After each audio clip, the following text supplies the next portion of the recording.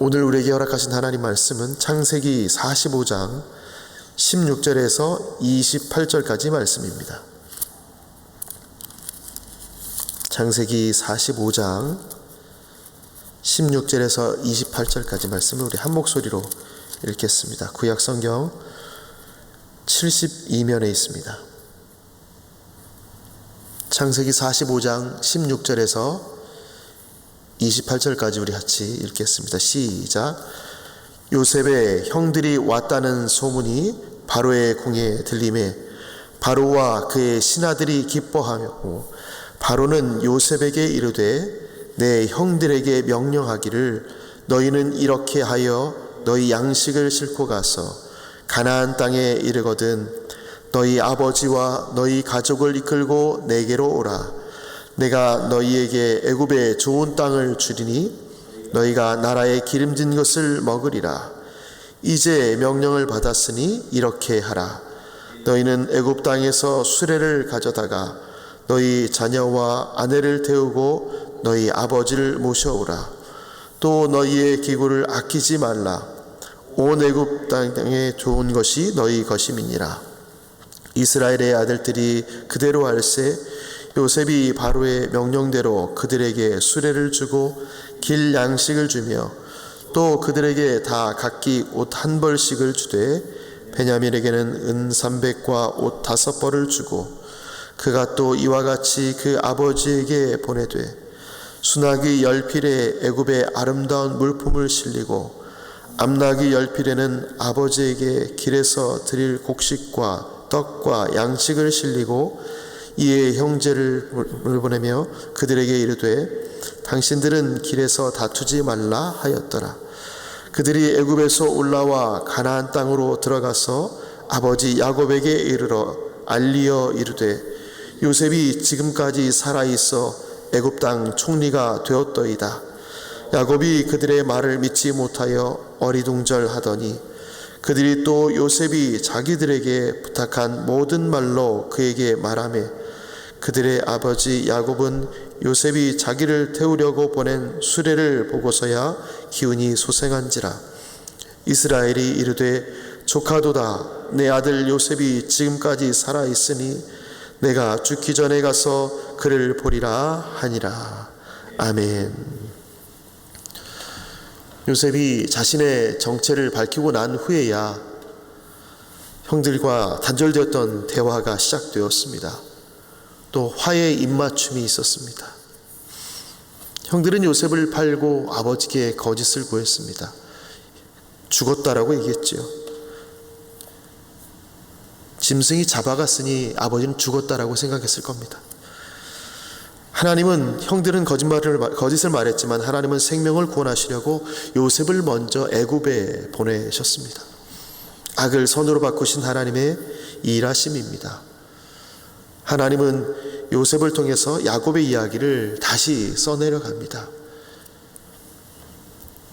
요셉의 형들이 왔다는 소문이 바로의 궁중에 퍼졌습니다. 바로와 그의 신하들이 기뻐했다라고 이야기합니다. 이 장면을 보면 요셉이라는 이 총리가 이들에게 어떤 존재인가 우리는 예상할 수가 있습니다. 그들의 반응을 보면 요셉이 이 나라에서 어떻게 살았는가, 그가 하나님의 사람으로서 어떻게 살았는가 뿐만 아니라 이방 땅의 사람들이 바로 왕이 신하들이 요셉을 어떻게 대하고 있는지를 확인할 수 있습니다. 요셉 덕분에 그들은 계속되는 흉년에도 나라를 건실히 지켜낼 수 있었습니다. 요셉이 없었더라면 풍년을 지나면서 그들은 행복해하며 그냥 시간을 보냈을 겁니다. 곡물을 모아놓겠다라는 생각을 하지 못했을 겁니다. 흉년이 얼마나 될지도 그들은 알지 못했을 겁니다. 꿈을 꾸었지만 해석하는 자가 아무도 없었습니다. 요셉이 말한 후에야 이들이 그 이야기를 알았고 그를 총리로 세웠으며 지금까지 살아있을 수 있었습니다. 요셉을 통해 큰 은혜를 입었습니다. 그러니 요셉을 사랑하지 않을 수 없고 존경하지 않을 수가 없는 것입니다.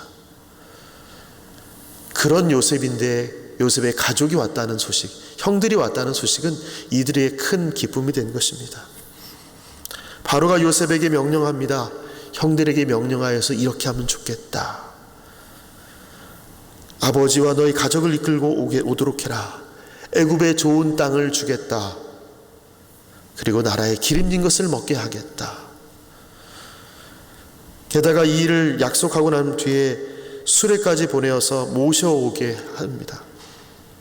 너희 기구를 아끼지 말라. 극진히 환대하겠다라고 약속합니다.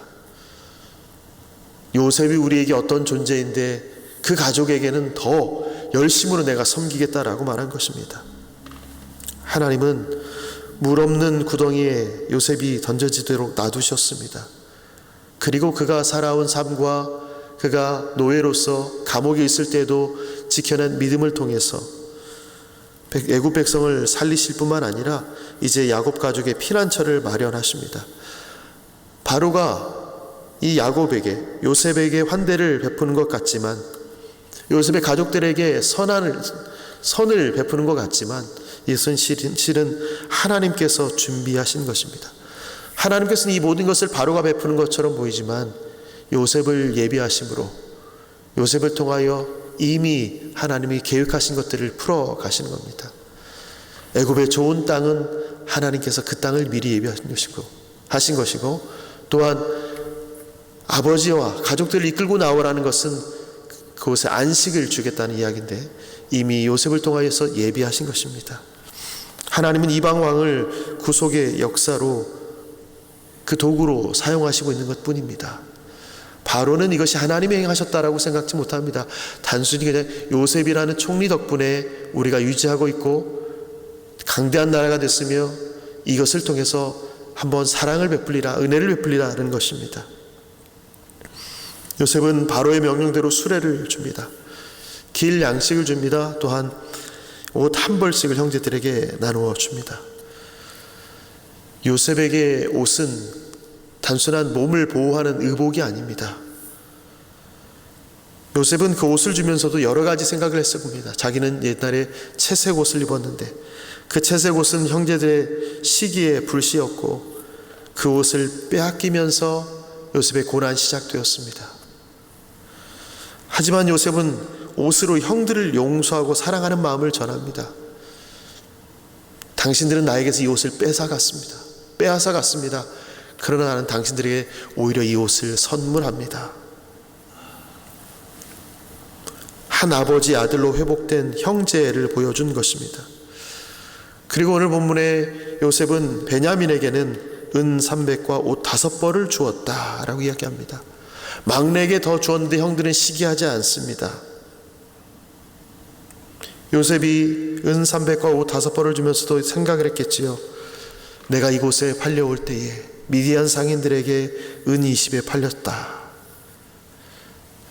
그 고통의 시간이었지만, 그 고통이 지난 시간들을 보냈지만 요셉은 그것을 가지고 복수하려고 하지 않습니다. 그 기억을 통해서 내가 고통 중에 있었다라고 말하는 것이 아니라 그 고통을 지나고 난 후에 넉넉한 은혜가 있다라는 것입니다. 막내에게 은 300을 준 것, 넉넉하게 준 하나님의 은혜를 표현한 것입니다. 그리고 형들에게 당부합니다. 길에서 다투지 말라. 가나안으로 돌아가는 그 길에 서로 이야기를 할 겁니다. 옛날에 우리가 이랬는데 그것이 너무나 미안하다. 과거의 상처로 서로를 탓하며 갈등하지 말라는 것입니다. 내가 팔지 말라고 하지 않았느냐? 내가 그렇게 하지 말자고 하지 않았느냐? 누가 그랬느냐? 이렇게 서로 원망할까봐 갈등하지 말라는 것입니다.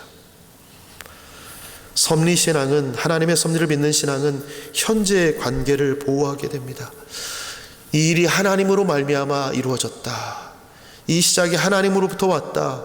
하나님께서 다 하셨다 라고 생각하면 사람을 탓할 이유가 없습니다. 옛날에 우리가 잘못했지. 그런데 요셉은 지금 하나님께서 이렇게 세우셨어. 이게 하나님의 섭리 아래 있었구나 라고 말하면 자신을 탓할 이유는 있지요. 내가 죄를 지었어 라고 말할 수 있지만 너 때문에 그래가 아닙니다. 그런 이야기는 할 이유가 필요가 없습니다. 하나님께서 하셨는데 그 중에 내가 하나님의 도구로 쓰임받았다. 물론 악한 생각을 해서 나쁜 것이었지만 하나님 그것을 선으로 바꾸셨다. 그러니 더 이상 싸울 이유가 없는 것입니다. 다툴 이유가 없는 것입니다. 그들이 애굽 땅에서 올라와 가나안 땅으로 들어갑니다. 그리고 아버지 야곱에게 요셉의 소식을 전합니다. 아버지가 그 요셉의 요셉을 이름을 잊어버렸을까요?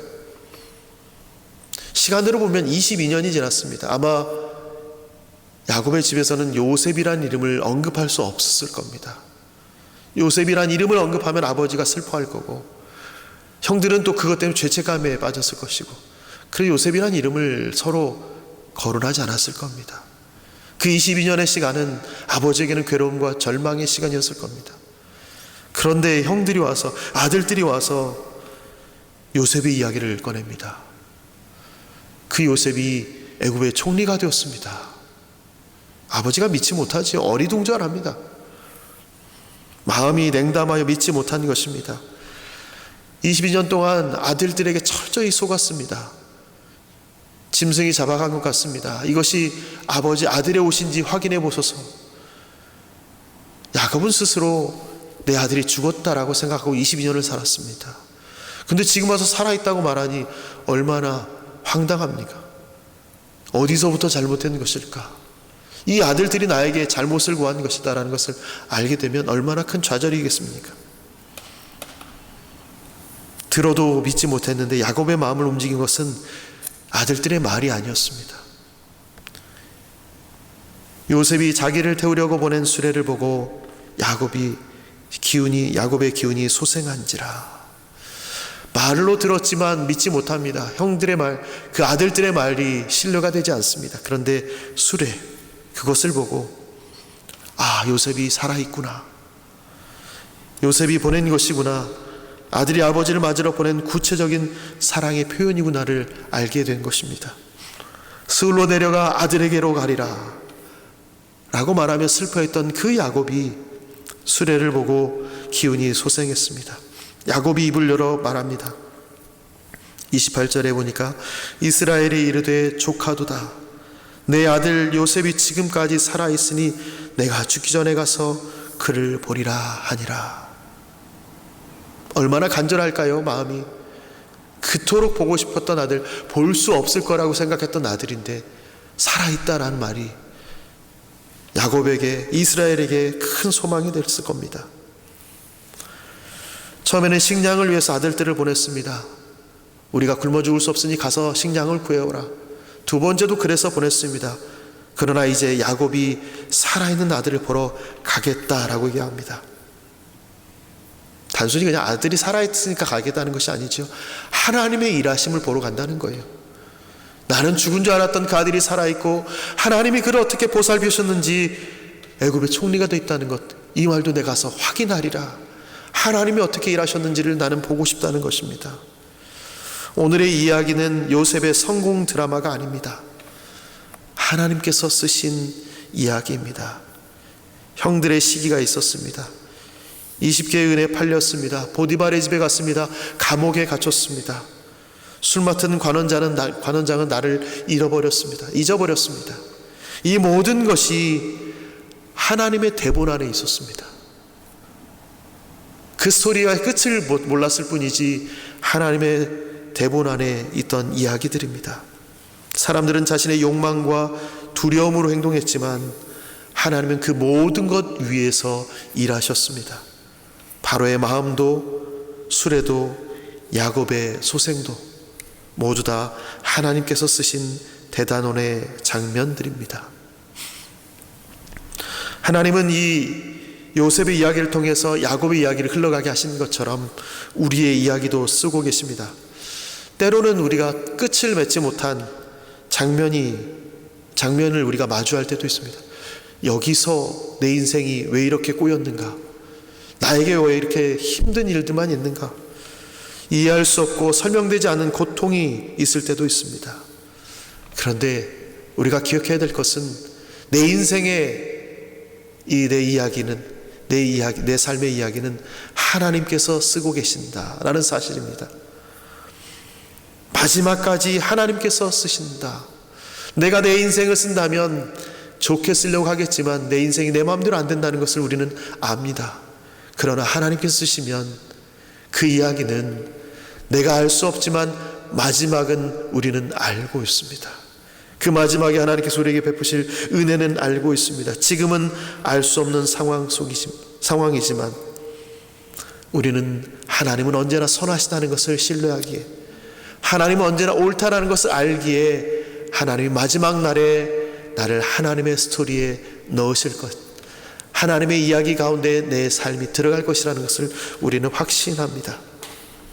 야곱의 영혼이 수레를 보고 소생했듯이 오늘 우리의 영혼도 그 하나님의 선하심 앞에 다시 한번 일어나는 은혜가 있기를 간절히 소원합니다. 다시 한번 살아나셔서 내 이야기가 아직 맞춰지지 않았고 하나님이 여전히 그의 이야기를 쓰고 계신다. 하나님의 이야기 가운데에, 하나님의 스토리 가운데에 우리가 포함되어 있음을 감사하는 하루를 보내시고, 또한 우리가 쓰여진 우리 삶 가운데에 하나님의 역사들을 통하여 우리라는 많은 사람들이 하나님의 일하심을 볼 수 있는 귀한 복된 날이 되시기를 예수님의 이름으로 축원합니다. 아멘. 하나님, 요셉의 이야기를 통하여 그의 삶이 어땠는지 우리는 계속 알고 있습니다. 우리는 익히 알고 있는 결말이지만 요셉은 자신의 인생이 어떻게 끝날지를 알지 못했습니다. 그러나 그가 꾼 꿈을 그대로 이루어 주시고 그 큰 꿈을 통하여서 하나님의 일하심을 다시 한번 보게 하신 그의 삶, 우리는 이 요셉의 삶을 통하여 하나님이 어떻게 이끌어 가셨는지를 다시 한번 기쁨으로 맞이합니다. 또한 이 이야기가 요셉에게만이 아니라 하나님께서 나의 인생을 써 내려가신다는 하나님의 선하심과 하나님의 계획을 다시 한번 신뢰하게 됩니다. 주님, 오늘도 우리의 삶의 이야기를 써주셔서 우리가 만나는 많은 사람들을 통하여 하나님의 이야기가, 내 삶에 묻어난 하나님의 스토리가 그들에게 전달되어지는 귀한 날이 되도록 우리를 이끌어 주옵소서. 또한 하나님의 이야기로 우리의 삶을 끝낼 때에 주님이 주신 그 스토리에 감사하며 살아가는 우리의 삶이 될 수 있도록 붙잡아 주옵소서. 감사드리며 예수님의 이름으로 기도합니다. 아멘.